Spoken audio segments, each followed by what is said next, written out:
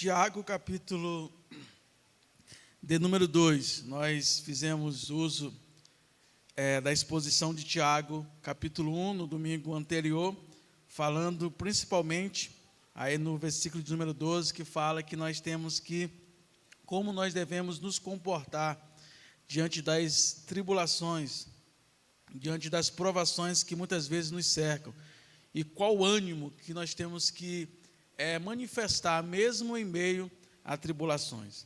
Então, em Tiago, capítulo de número 2, vamos ler aqui, pelo menos até o versículo de número 12, mas nós vamos também fazer a exposição a partir do versículo 14, 15, até o 18, que fala sobre fé e obras, que, de maneira geral, talvez a parte principal dessa epístola escrita por Tiago, que é esse aspecto de fé e obras, e nós devemos entender isso muito bem, para que nós possamos não viver apenas uma fé abstrata, que está simplesmente no campo da ideia, mas que possamos viver uma fé verdadeira e que reflete esse caráter de Cristo também em ação.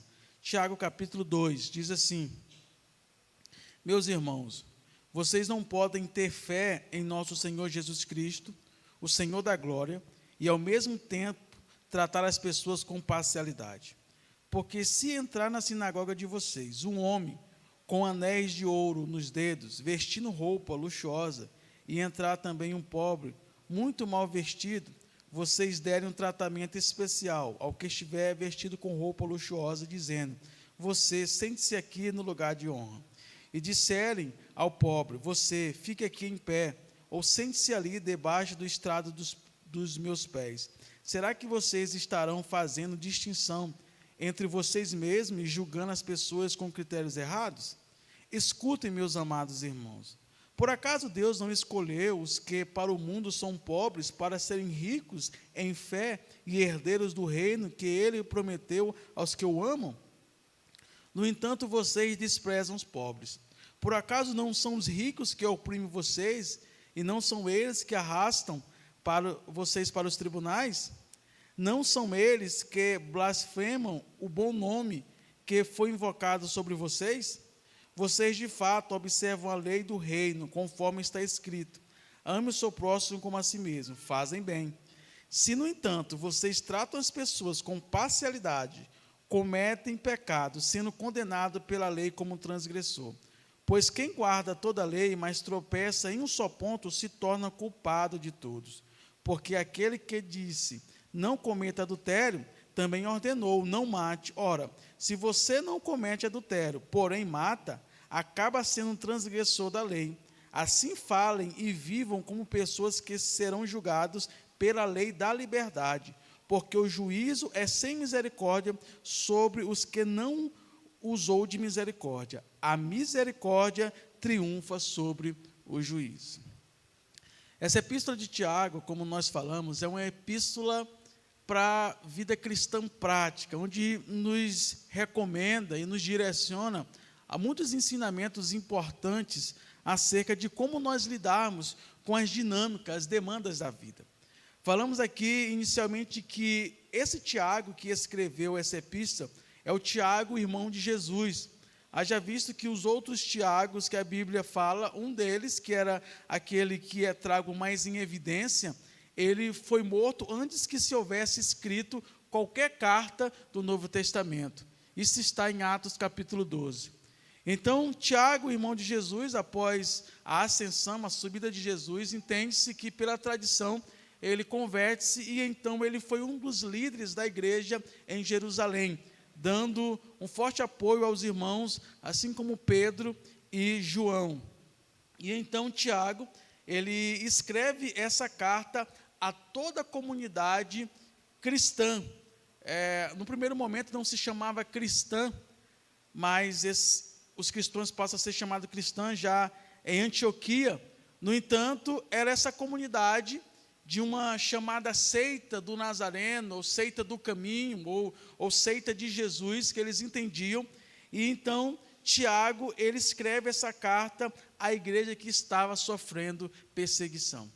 Após a morte de Estevão, Atos capítulo 6, que fala sobre toda aquela ocasião da morte de Estevão, um dos diáconos chamado para então servir ao Senhor, Estevão ali, com um grande discurso ali, ele prega a palavra de Deus e por fim, ele é morto ali naquela perseguição que se inicia.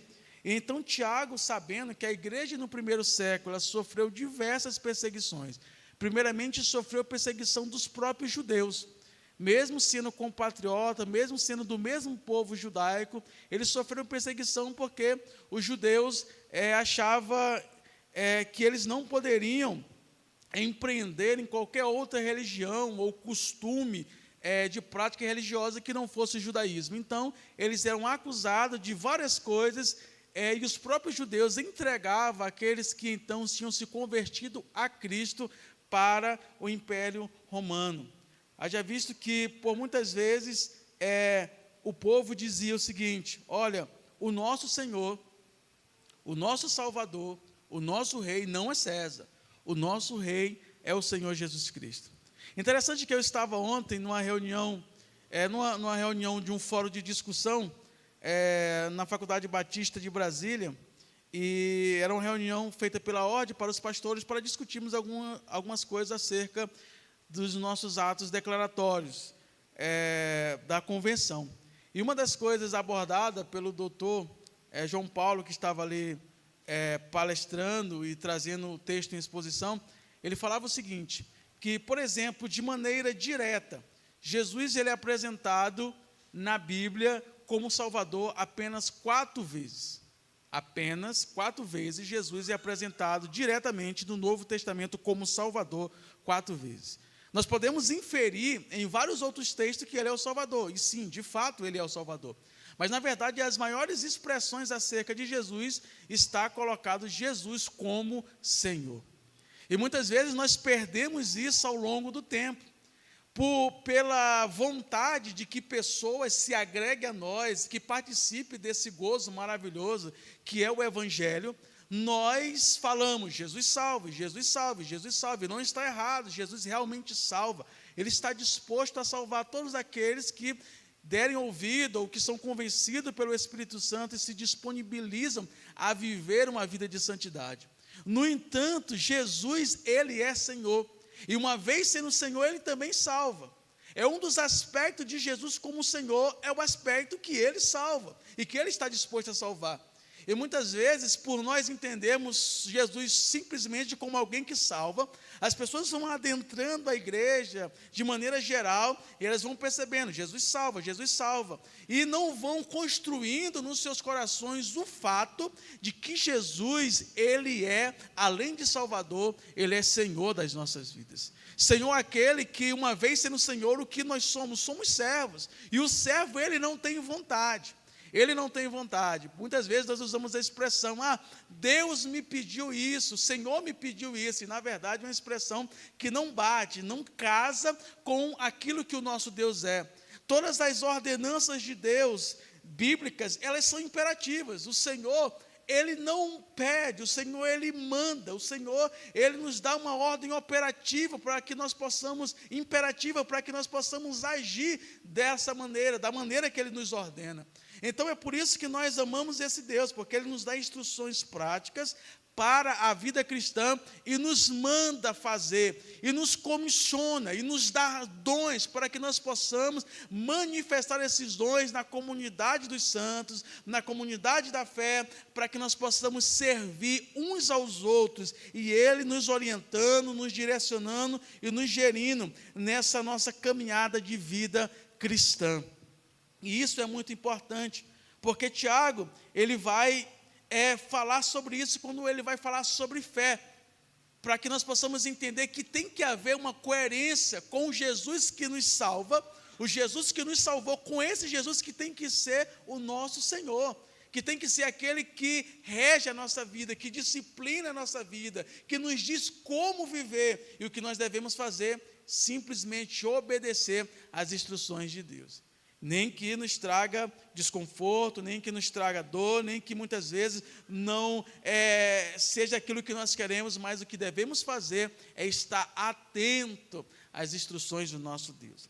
Então, Tiago, ele escreve essa epístola para uma igreja que estava vivendo perseguição, para a comunidade de irmãos que estavam vivendo perseguição de morte, perseguição que seus bens eram arrancados deles, perseguição de maneira cruel da parte não só dos judeus, mas que era realizada através da máquina do Estado, que no caso era o Império Romano. E aí Tiago escreve dizendo: olha, tende alegria, administre os vossos corações, de tal modo que ele possa ter alegria mesmo na tribulação. E aí no capítulo 2 ele vai falar e dar exemplo de coisas práticas, de talvez era a prática que estava já acontecendo na igreja do primeiro século, há mais de 2000 anos atrás. E ele diz: meus irmãos, vocês não podem ter fé em nosso Senhor Jesus Cristo, o Senhor da glória, e ao mesmo tempo tratar as pessoas com parcialidade.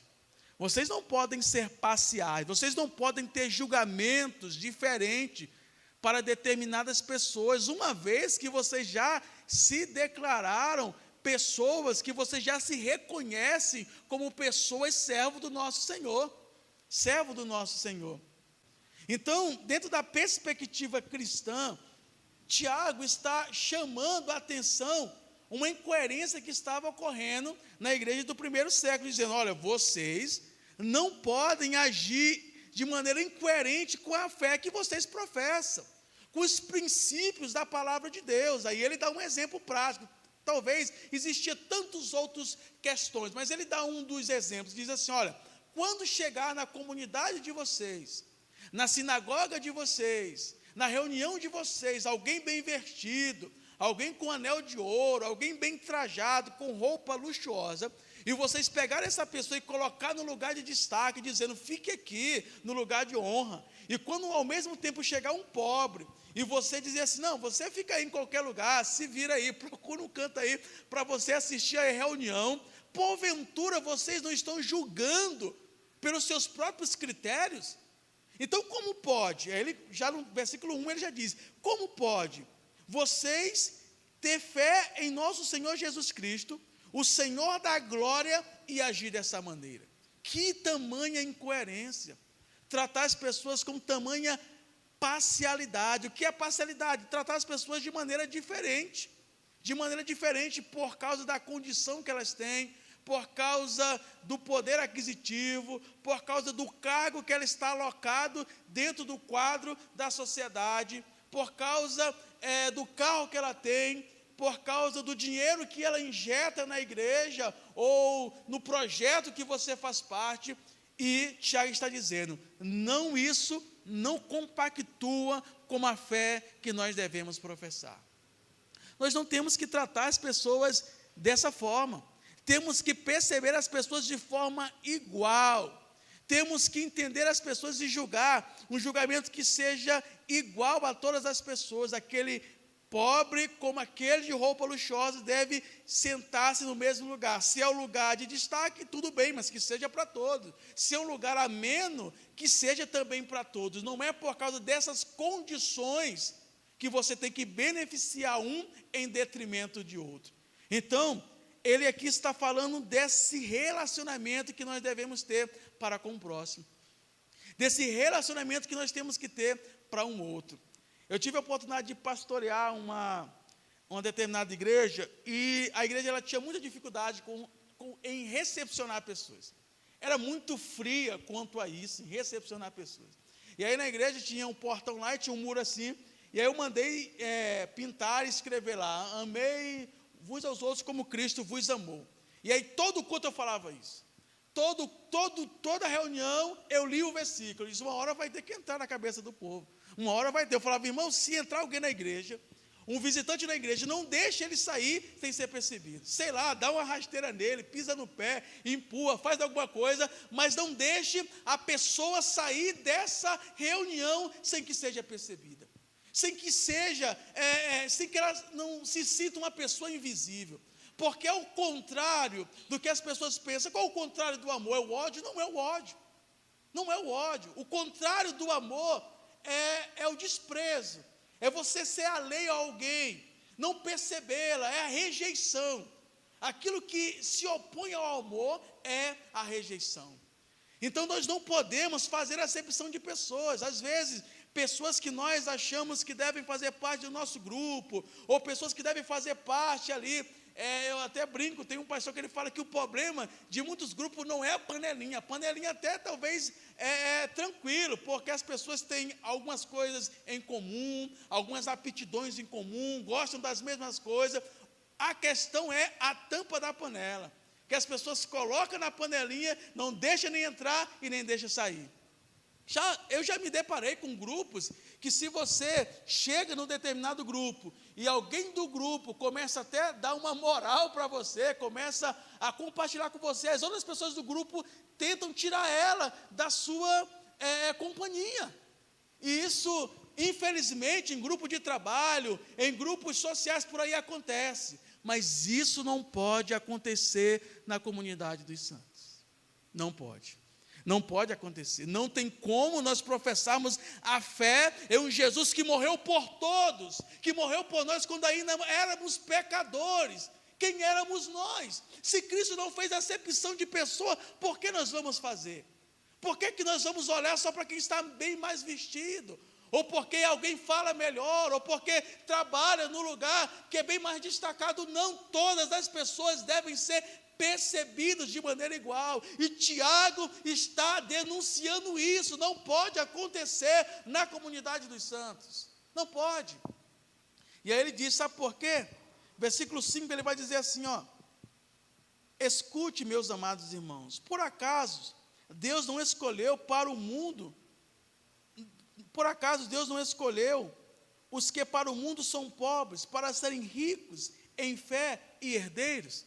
Tiago estava escrevendo para uma comunidade pobre. A igreja, as pessoas que agregaram-se à igreja, que fazia parte da igreja no primeiro século, eram pessoas de baixo poder aquisitivo, não só de natureza, como aqueles que venderam as suas propriedades para poder ajudar os outros e ficaram pobres também. E aí Tiago vai dizer assim, olha, porventura vocês não estão desprezando aqueles que Deus escolheu? Imagine pensar sobre isso. Quem somos nós para rejeitar quem Deus escolheu? Quem somos nós para rejeitar quem Deus escolheu? E ele vai falar, porventura vocês não estão desprezando aqueles que Deus chamou para ser herdeiro? Ora, se de fato pessoas ali tinham que amargar essa situação difícil, mas uma riqueza havia, que era uma herança eterna, que é o céu de glória. É bem verdade que nem todos nós, por mais que trabalhemos, não é porque por falta de coragem, não é porque não queremos trabalhar, ou não porque não trabalhamos, mas muitos de nós não vamos alcançar muitas riquezas nessa vida. Não vamos. Infelizmente, é a vida, é assim, você trabalha, muitas pessoas aqui trabalham desde quando eram adolescentes, desde criança trabalham, e até hoje a vida é uma luta para colocar o pão dentro de casa, para poder cumprir com as suas responsabilidades. É a dinâmica da vida, e nós estamos sujeitos a tudo isso. Assim como a chuva vem para todas, as dificuldades também cercam a todos. Mas o que acontece é que, independente dessas situações diárias da vida, nós temos uma riqueza maravilhosa, que é uma herança eterna, que é estar para sempre com o Senhor no paraíso. E nós temos que nos alegrar com isso. E isso deve ser a nossa motivação diária, deve ser o nosso combustível para enfrentar todos os dias. Não amaldiçoar a segunda-feira, não ficar perguntando quem inventou a segunda-feira, porque quem inventou a segunda-feira foi Deus. Não ficar querendo saber quem inventou a segunda-feira para matar aquele que inventou a segunda-feira, porque na segunda-feira tem que trabalhar. Não, temos que enfrentar todos os dias alegres e contentes, porque temos promessas eternas com Deus, para sempre com Ele. Lá onde não existirá tristeza, não existirá dor, não existirá nada daquilo que possa nos depreciar, mas vivemos uma vida eterna de alegria para com Cristo. Então, é por isso que aqui nós temos que suportar, temos que aguentar, temos que ser até alegres em meio a tantas tribulações. Já no finalzinho do versículo, no versículo aqui, dessa perícope, já que no versículo de número 11, ele vai dizer assim, ó, porque aquele que disse, não cometa adultério, está falando da questão da lei. Não cometa adultério também ordenou, não mate. Ora, se você não comete adultério, porém mata, acaba sendo transgressor da lei. Assim, versículo 12, assim falem e vivam como pessoas que serão julgadas pela lei da liberdade. O que Tiago está querendo dizer com isso, lei da liberdade? Tiago estava orientando que não houvesse um julgamento, nem segundo os seus próprios julgamentos, nem segundo a lei. Nem segundo, porque a lei dizia, olho por olho, dente por dente. Mas ele está pedindo que haja um julgamento conforme a lei da liberdade. Olha o que diz Tiago capítulo 1, a partir do versículo de número 23. Vai dizer assim, ó, para melhor entendermos sobre essa lei da liberdade. Versículo 23, diz assim, porque se alguém é ouvinte da palavra e não praticante, assemelha-se àquele que contempla o seu rosto natural no espelho, pois contempla a si mesmo e se retira, e logo esquece como era a sua aparência. Mas aquele que atenta bem para a lei perfeita, a lei da liberdade, nela persevera, não sendo ouvinte que logo se esquece, mas operoso praticante, esse será bem-aventurado no que realizar. Essa lei da liberdade é o Evangelho da graça, é o Evangelho da misericórdia, é o Evangelho que nos dá liberdade, e nós exercemos misericórdia, assim como Cristo também exerceu e continua exercendo misericórdia para com as nossas vidas. Então, se vamos julgar, julguemos segundo a lei do Evangelho, a graça, a misericórdia, essa lei perfeita que ele fala aqui no versículo 25 do capítulo 1. E versículo 13 do capítulo 2, dentro da nossa sequência de leitura, ele vai dizer, porque o juízo é sem misericórdia sobre quem não usou de misericórdia, a misericórdia triunfa sobre o juízo. Isso aqui fala do nosso relacionamento de um para com o outro, de um para com os outros.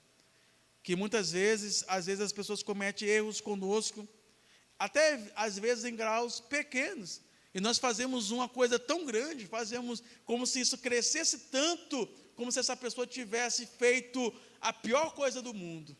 Não, devemos ser misericordiosos, devemos perdoar, assim como também buscar o perdão. Essa é a orientação da palavra de Deus. Versículo 14, Tiago, ele vai falar sobre essa dinâmica perfeita da vida cristã. E ele vai dizer assim, olha como isso é interessante, fé e obras. Meus irmãos, qual é o proveito se alguém disser que tem fé, mas não tiver obras? Será que essa fé pode salvá-lo? Tiago, ele está falando aqui sobre uma má interpretação acerca da doutrina da justificação pela fé. Paulo, em todas as suas cartas, principalmente Romanos e Gálatas, Paulo vai falar para os judeus, porque os judeus tinham uma compreensão que a salvação era pelas obras, por aquilo que eles executavam. Então Paulo tem que desfazer essa mentalidade judaizante, dando a entender, dizendo, olha, a salvação é pela graça, para que ninguém se glorie. Não há nada que nós possamos fazer de maneira prática, para que nós possamos comprar ou pagar a dívida que tínhamos por causa dos nossos pecados, não. Pedro, escrevendo no capítulo de número 1, versículo 19, 20, ele vai dizer, olha, não foi com ouro ou prata que vocês foram resgatados da vossa maneira vã de viver, que por tradição receberam dos vossos pais, não.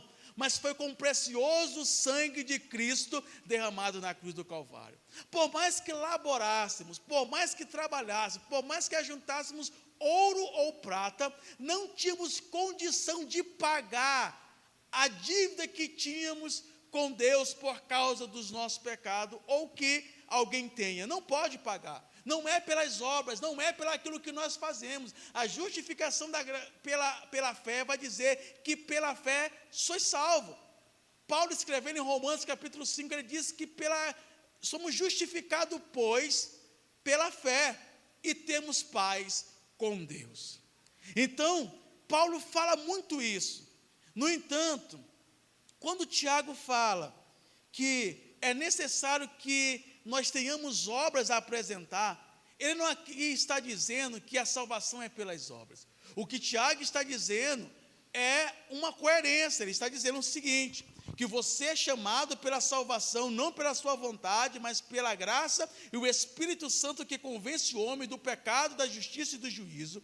E uma vez você se rendendo a essa graça de Deus, você tem que agir como uma pessoa transformada, ou que está em processo de transformação. Não tem como você viver um aspecto de alguém salvo por Deus, salvo pela fé, e não apresentar nenhuma mudança de vida. Tiago vai dizer que isso é incoerente com a nossa fé e o nosso chamado para a salvação. É incoerente. E ele diz, meus amados irmãos, qual é o proveito se alguém disser que tem fé, mas não tiver obras? Será que essa fé pode salvá-lo? Então essa fé, há alguma coisa errada, a conta não fecha, a equação não fecha, há alguma coisa incoerente, errado nessa fé que não consegue manifestar frutos de salvo. E aí ele continua dizendo no versículo de número 16, e um de vocês lhe diz, versículo 15, se um irmão ou uma irmã estiverem com falta de roupa e necessitando o alimento diário, e um de vocês lhe disser, vão em paz, tratem de se aquecer e de se alimentar bem, mas não lhe der o necessário para o corpo, qual é o proveito disso? Interessante que eu estava estudando esse texto aqui essa semana, e aí Deus, como se ele dissesse assim, não, então vamos ver se tu só prega mesmo isso, ou se realmente tu está entendendo mesmo a mensagem. Aí, minha esposa, ela vai para o parquinho com as crianças, lá eu tenho 2 filhos, maiores, 6, 7, 9, e agora tenho uma bebezinha. Mas aí ela lá encontrou uma mãe lá, que estava grávida, essa mãe já tem 4 filhos, tem várias dificuldades que eu não vou detalhar, por causa da idoneidade da pessoa, de maneira para manter em segredo isso, e várias dificuldades, e uma delas, ela estava prestes, já com 38 semanas, e não tinha com quem deixar os filhos, não tinha com quem, porque os filhos eram de pais diferentes, e aí a avó de um não queria ficar com outros, era uma confusão, aquelas famílias disfuncionais que, infelizmente, muitas vezes nós vemos por aí, mas Deus, ele tem saída para todas as pessoas. E aí a Yane falou, então, se tu não tem com quem deixar, deixa com a gente mora no apartamento, já tem 3 lá, mas deixa aí. E aí, eu sei que desses aí, nós pegamos 2 para a gente lá para ficar. Só que ela teve esse menino na segunda. E aí nós pensamos, pelo menos há uns 3 dias vamos ficar. Só que aí, já era hoje, e ela não tinha tido alta, porque teve algumas complicações. Então, se ela só dissesse assim, então, tudo bem, vamos morar aí para aparecer alguém. Então, será que estaria cumprindo o que a palavra de Deus diz? E aí nós conseguimos viver esse capítulo e esses versículos na prática. Aí estamos num apartamento pequeno, com 5 crianças, é o sonho da Yane, né? O sonho dela é encher aquele apartamento de criança aí. Nós estamos seguindo os passos da Luciana, mas eu acho que vai ter que ter adoção, Luciana. Eu acho que não vai ser todo mundo aí da mesma raiz, não. Vamos ter que fazer uma adoção nesse negócio, para complementar. E aí, está lá. E por quê? Porque nós temos que servir, temos que mostrar, dentro da nossa proposta de fé, obras, não para poder simplesmente cumprir um rito, sermos mecânicos, mas porque há necessidade em nosso meio. Dentro da minha família surgiu essa, mas dentro da realidade de vocês pode surgir outras. E nós temos que estar atento a essas realidades que Deus nos coloca. Temos que estar atento para que possamos colocar. E aí nós conversamos com alguém sobre isso, alguém falando, vocês imaginam com quem poderia ficar essas crianças? E nós temos culto doméstico todos os dias em casa. Olha a oportunidade dessas crianças participar de cultos domésticos, elas nunca participaram no lar delas que a gente coloca elas para ler a Bíblia, falar para elas sobre Deus. Como isso tem sido edificante, talvez diante de um bom tempo vai ser o único contato, e esse contato talvez seja uma ligação que no futuro possa fazer com que elas se lembrem de Deus, que elas recebam Deus, que elas procurem Deus. E muitas vezes nós nos negamos aquilo que Deus tem nos colocado. E Tiago vai dizer, não é isso que Deus requer de nós. Não é isso. Porque isso não vai revelar a verdadeira fé que nós temos. E aí ele dá esse exemplo prático aqui de alguém se estiver precisando de alimento ou de roupa, e nós dissemos assim, não, tudo bem, eu vou orar por ti, está tudo certo. Mas ele ainda coloca aqui um termo irônico, se aquece. Tiago ainda coloca essa ironia aqui, ó. Vai lá, meu irmão, e se aquece, ó, se alimenta. Com o quê? Se eu não dei o casaco, se eu não dei o alimento, como vai se alimentar? E aí ele vai dizer aqui, olha, versículo de número 17. Assim também a fé, se não tiver obras, ela está morta. Ela está morta. Talvez nós aceitamos a fé em nosso Jesus Cristo, nós compreendemos de início a mensagem, entregamos o nosso coração, choramos no dia da conversão, levantemos a mão e coisas desse tipo, mas a fé ao longo do tempo, ela morreu em nós. E quando é que essa fé morre? Quando nós deixamos de orar, quando nós deixamos de nos importar com as pessoas, quando nós deixamos de nos aplicar a palavra de Deus, quando nós deixamos de fazer parte da comunidade da fé, achando que uma visita a cada 3 meses já é suficiente para aplacar, muitas vezes, a nossa má consciência, ou a nossa consciência de que estamos faltando na igreja. Então eu vou lá de 3 em 3 meses e resolvo o problema. Mas não é isso que Tiago está dizendo que Deus requer de cada um de nós. Ele requer que nós possamos agir de maneira a representar o que somos, aquilo que fomos chamados para ser, aquilo que faz parte da nossa vocação, da nossa vida. É quando nós deixamos de ter amor pelas pessoas e nós queremos simplesmente a justiça, e não a justiça com amor, mas a justiça com critérios fortes e pesados sobre as pessoas. A nossa fé, ela vai desfalecendo e vai morrendo. E podemos chegar a um passo que dentro da nossa espiritualidade, nós vamos encontrar a nossa fé morta, sem desejo, sem sensibilidade, sem despertamento, sem vontade de ler a Bíblia, de orar, de praticar o amor para com o próximo. Sabe por quê? Porque ao longo do tempo, na nossa caminhada, nós temos deixado a nossa fé morrer. E aí Tiago, ele vai dizer, Tiago, ele se utiliza aqui de um recurso que era bem comum dentro da cultura grega, que é a diatríbade, ou diátribade, que é alguém, quando vai escrever algum documento ou alguma palavra, ele começa a escrever como se alguém estivesse perguntando uma coisa a ele, e à medida que alguém, como se um interlocutor invisível perguntasse, ele responde para então dar uma resposta positiva, mesmo que ele já saiba o que a pessoa vai perguntar. Aí ele diz aqui, ó, versículo 18, então como é que ele faz isso? Mas alguém dirá, esse alguém invisível, né? Ou algum de nós, ou algum pensamento dirá, você tem fé e eu tenho obras. Aí Tiago diz assim, ó, então tudo bem, mostre essa sua fé sem obras, e eu com as obras lhe mostrarei a minha fé.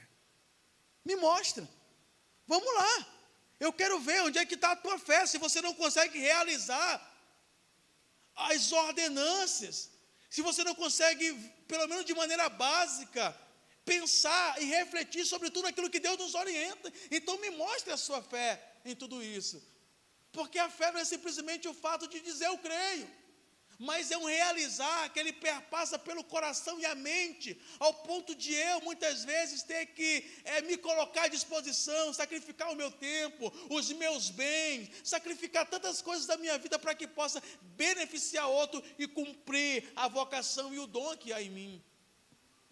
E Tiago vai dizer, então, faz isso, porque eu vou te mostrar com as minhas obras, como eu tenho declarado e manifestado a minha fé. Faz isso, então, me mostra aí a tua fé sem obras, só a tua fala de dizer eu creio. Aí ele vai dizer que ele vai pegar pesado. Aí ele vai dizer assim, ó, versículo de número 19, você crê que há um só Deus?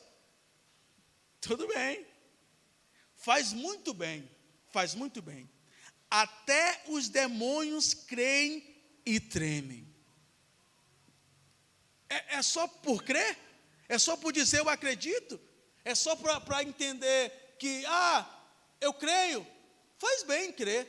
Mas até o diabo, até os seus demônios creem.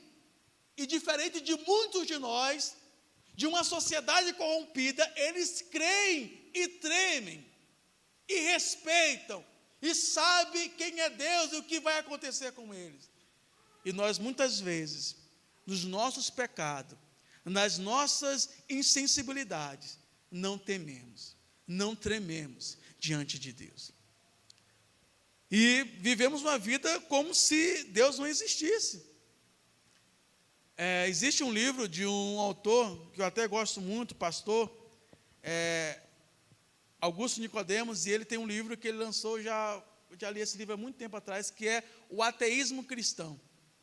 De pessoas que se confessam cristãos, mas que vivem como se Deus não existisse. Eu venho para a igreja, eu canto os louvores, eu bato palma, até me emociono com os louvores lindos. Mas quando eu penso em relacionamento, por exemplo, quando eu penso em namorar, Deus não tem que fazer parte disso. Quando eu penso em casar, Deus não tem que fazer parte disso. Quando eu penso em abrir um negócio, Deus não tem que fazer parte disso. Quando eu estou tratando das minhas relações interpessoais, Deus não tem que fazer parte disso. Como eu me relaciono com meu cônjuge em casa, Deus não tem que fazer parte disso. Eu vivo uma vida como se Deus não tivesse que se intrometer na minha vida. E isso é ateísmo cristão. Uma maneira de dizer eu creio, mas na verdade, na prática, Deus não faz relevância nenhuma na vida pessoal dessa pessoa. E nós temos que fugir e não viver essa vida. Nós temos que nos alimentar da palavra, da oração, das práticas comuns da vida cristã, para que nós não podemos chegar nessa situação e nessa fase. Toda a nossa vida é de Deus. Quer comais, quer bebais, ou que façais qualquer coisa, fazei tudo para a glória de Deus. 1 Coríntios capítulo 10, versículo 31. Toda a tua vida, tudo que você decide fazer, Deus tem que saber. Deus tem que estar a par de tudo isso, tem que ser entregue a Deus, colocado diante dEle, porque é Ele que direciona, é Ele quem dirige as nossas vidas. E já caminhando aqui para encerrarmos essa exposição, no versículo 20 ele vai dizer: seu tolo, você quer ter certeza de que a fé sem obras é inútil? Por acaso não foi pelas obras que Abraão, nosso pai, foi justificado, quando ofereceu seu filho Isaque sobre o altar? E aí ele vai falar sobre o pai Abraão, e ele de propósito fala de Abraão, porque Abraão é considerado o pai da fé. Aquele que Deus chamou e prometeu a ele coisas grandes, e ele creu, mesmo em momentos que ele duvidou, mas de maneira geral ele creu nessas coisas e fez como aquilo que Deus tinha prometido. Então que nós possamos, meus irmãos, não deixar a nossa fé morrer. E como fazer isso? Nós devemos praticar aquilo que a palavra nos diz, como foi cantado aqui, prosseguir e seguir em conhecer ao Senhor, através da sua palavra, através de uma vida em comunidade, através da prática dos dons que Deus deu a cada um de nós, através de nós falarmos do amor de Deus para outras pessoas, através de tantas outras práticas que nós aprendemos aqui na comunidade, nos experimentamos aqui. Nós temos que vivenciar isso. Para quê? Para que a nossa fé não seja uma fé morta, não seja uma fé morta, não seja uma fé teórica, abstrata, simplesmente no campo da ideia. Eu creio, sabe, aquela pessoa, eu me deparei com muito isso na faculdade, muito isso eu me deparei. As pessoas chegavam lá, não, eu sou crente, eu isso e aquilo, mas quando realmente tinha que demonstrar ali, na sequência, no comportamento, era totalmente contrário. Não é isso que Deus requer de nós. Nós temos que ter uma fé que nós possamos manifestar esses frutos da salvação que há em cada um de nós. E se porventura há alguém nessa noite que se sente enfraquecido a um ponto de achar que sua fé já está quase se extinguindo, nós estamos aqui para orar por você, por reconciliação, por aceitação, entrega da sua vida a esse Deus Todo-Poderoso que quer nos manter vivo, para que tenhamos uma fé viva, e uma fé viva é uma fé que mesmo em momentos difíceis, Ele está conosco e nós manifestamos alegria em estar com Deus. Então que possamos ter coerência na nossa vida, porque nós somos representantes desse grande reino. Tem uma história que Alexandre o grande conquistador grego, né, que conquistou muitas batalhas e foi tido como um dos maiores da Grécia, ele mandou um grupo para uma determinada batalha, e quando chega lá, uma das pessoas desse grupo, dos soldados, dessa guarnição, fugiu, correu. E aí, depois dessa guarnição vencer aquela batalha, do exército ali, chamaram e recuperaram esse homem e levaram ele até a presença de Alexandre o Grande. E disseram que Alexandre, esse homem aqui fugiu, ele se rebelou, fugiu com medo, foi covarde na hora da batalha, e Alexandre então foi interrogar aquele homem e falou: rapaz, como é o teu nome? E ele falou: Alexandre. E ele: como? Alexandre. E disse: teu nome é Alexandre? Então eu tenho que te dizer uma coisa, ou tu muda de nome, ou tu muda de atitude, porque não dá para tu carregar um nome tão grande e ser uma pessoa covarde como tu foi diante da batalha. Parece duro, mas é essa a nossa condição. O nome que nós carregamos, o nome pelo qual nós estamos representando é um grande nome. Então que possamos representar a altura. Não estou falando em perfeição, não estou falando aqui que sempre estamos no melhor momento. Estou falando que nós devemos caminhar, mesmo nos piores momentos, mesmo quando nós não estamos tão fortes, temos que caminhar confiando em Deus, pedindo ajuda uns aos outros, orando uns pelos outros, e Cristo estará conosco em todos os momentos. Amém? Amém. Aleluias. Irmãos, vamos orar, e logo após a oração os irmãos podem louvar a Deus, e vamos orar já a oração final, e depois os irmãos vão despedir em oração silenciosa. Mas vamos orar, os irmãos podem se posicionar. Senhor Deus maravilhoso Pai, muito obrigado, Senhor. Obrigado pela Tua palavra, Senhor, que nos conforta. E não só nos conforta, como também nos confronta nessa noite, ó Pai. De qual posição nós devemos tomar diante dessa tão maravilhosa salvação que nos alcança e que nos alcançou. Deus, que nós possamos ser coerentes com a nossa vida. Nos dê força, Senhor. Nos dê força a caminhar, Senhor, para que a nossa fé não possa morrer, Senhor. Nos dê desejo pela Tua palavra, pela oração, para estar na igreja, para comungar, Senhor, com os santos aqui na caminhada. Nos ajude, Senhor, nas nossas fraquezas e nas nossas dificuldades. Sê conosco, Senhor, em todos os momentos, Pai. Sê com a Tua igreja, Pai. Continue, Senhor, fortalecendo aqueles que se sentem fracos, aqueles que se sentem, Senhor Deus, ó Pai, em uma situação tão ruim da vida, mas Tu é aquele, Senhor, que traz vigor ao cansado, renova as forças daqueles que estão, Pai, com as forças fraquejando, Senhor, que Tu possa dar, Senhor, sustento a cada alma, Senhor. É o que nós temos te pedir nessa noite. Ser conosco, Pai. Nos dá uma boa semana, uma semana que nós possamos vencer o desafio que vai se apresentar a cada um de nós, Senhor, dos maiores aos menores. Senhor, nos dê força, nos dê sabedoria a tomar, Senhor, as decisões necessárias para, Senhor, enfrentarmos a semana, Senhor. É o que nós queremos te pedir, em o nome de Jesus. Amém.